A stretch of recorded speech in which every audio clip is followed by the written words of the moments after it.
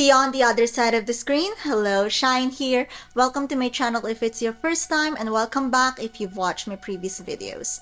It's time for my annual life lessons video, except I don't have a list of life lessons to share this time around aside from my testimony the past year. 2022 has been quite challenging for me and my family. I believe that was the case for most of us. Dad had a stroke and it felt like I was having deja vu from my mom's time. We had to move to my dad's hometown, live in a house devoid of any of my mom's memories, and we stayed there for 7 months. And just recently, we completely moved out of our house in Baguio City, which we considered our home for almost 11 years. A constant theme for my 2022 was change. Going out of my comfort zone and letting go. Letting go of my desire to be in control, and letting God take the wheel.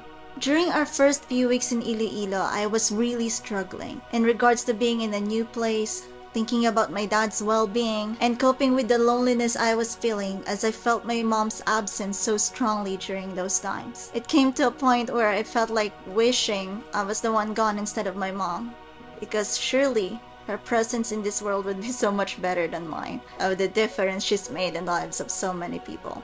Thankfully though, God helped me learn my lesson from the past. Before things got worse in my mind, I went and asked for help.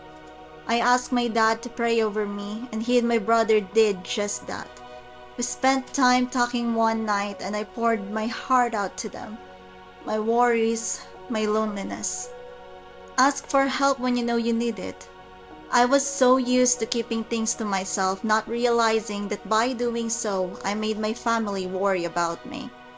As it turns out, they knew I wasn't doing well during those days, but they couldn't ask me about it because they didn't know if that was a good idea, so they just prayed and waited for me to finally open up to them.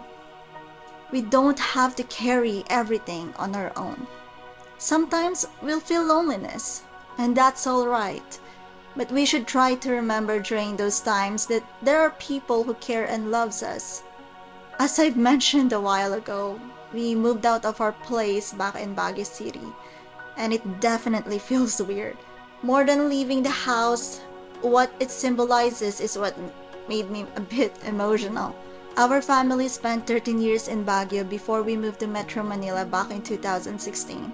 Although we still visited Baguio almost monthly back then, even if it's just for a few days. But now that we no longer have our place there, that just means that we don't really know when we'll be back again. It feels like that house symbolizes my childhood, my teenage years. Leaving it made me face the reality that they're now just memories, times I could never go back to, including those with my mom.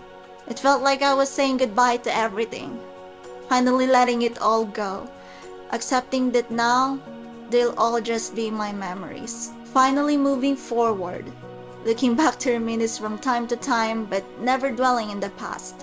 Still feels like a long tunnel for me, but there's that confidence that I'm not alone. God is always with me. My family will always be supporting me.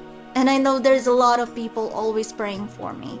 We're now closing a chapter in our life as a family. Baguio City has been our home for the past 19 years, and I'm really grateful to God for all our valuable memories there, and for the precious friends we've met. I don't know what is ahead, but I choose to surrender it all to the Lord. I'll choose to trust in God's ways, for they are higher. I'll do my best to have patience, for His timing is perfect. I will take heart, for I know that God will always be with me. It's my prayer that this 2023 will stand firm in the Lord. May He draw us closer to Him each day in the year ahead, getting to know Him more and having much deeper personal relationship with Him. As always, thank you so much for watching. Take care always, and God bless. Bye!